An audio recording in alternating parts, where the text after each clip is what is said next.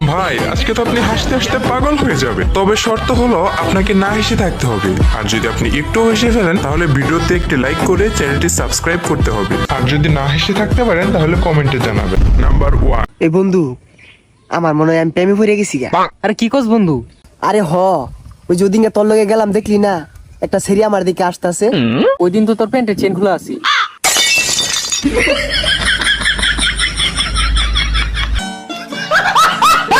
Number 2।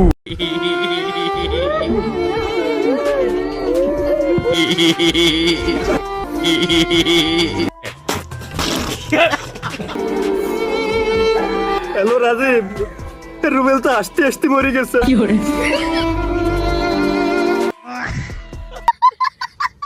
Number 3।